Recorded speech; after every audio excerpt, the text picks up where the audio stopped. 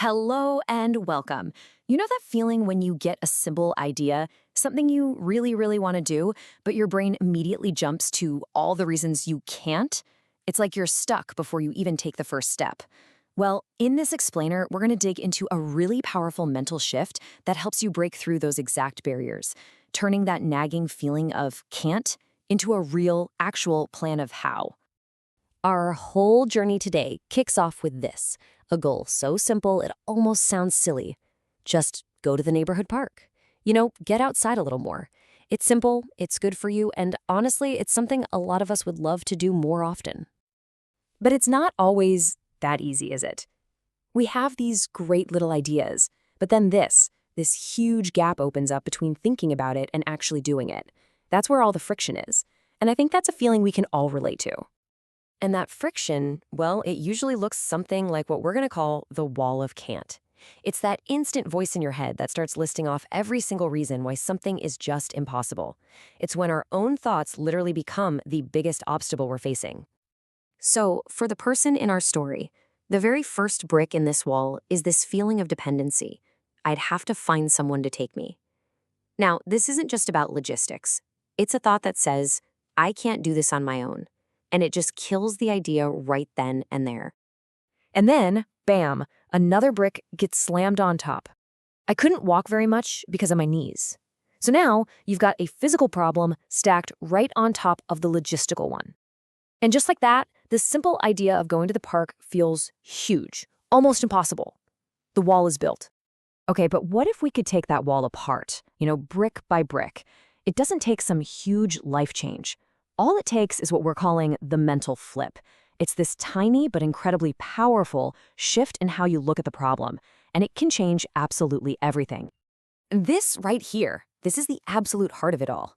On one side, you've got the barrier mindset, which is basically a dead end. It states a problem like it's a fact, and boom, conversation's over.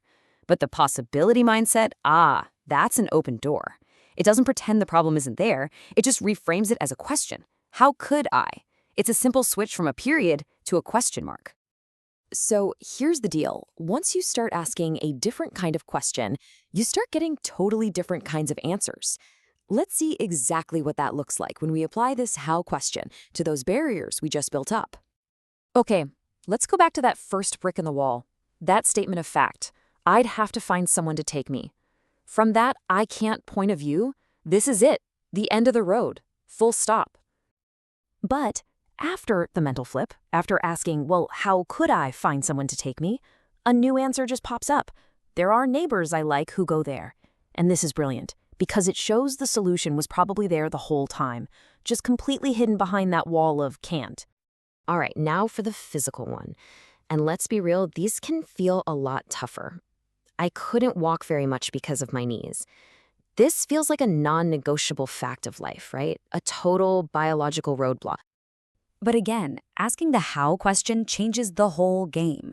How could I go to the park even with my knees? And the answer isn't about magically fixing the problem, it's about changing the conditions. I could take my youngest grandchild. See how that reframes everything? It's not about a long, hard walk anymore. It's about a slow, gentle stroll with someone you love. The limitation actually becomes a reason to connect. So you see, this isn't just a sweet story about a walk in the park. It's a template, a blueprint that all of us can use. So let's break this whole process down into a practical framework that you can apply to pretty much any obstacle in your own life. Here we go. It's just 4 steps. Step 1, name your simple idea. Be specific. What's the go to the park in your life right now? Step 2, acknowledge the wall of can't. Don't try to fight those negative thoughts. Just get them out. Write down all the reasons you think it's impossible. Step 3, and this is the magic part. Ask the mental flip question. For every single can't on your list, you're going to deliberately ask, okay, but how could I? And finally, step 4, explore your new path. Just look at the answers you came up with. You'll probably be amazed at the new possibilities you just created for yourself. And that's really it. It's such a powerful move, going from a mindset of barriers to a mindset of possibilities. And it all starts with just changing the questions you ask yourself.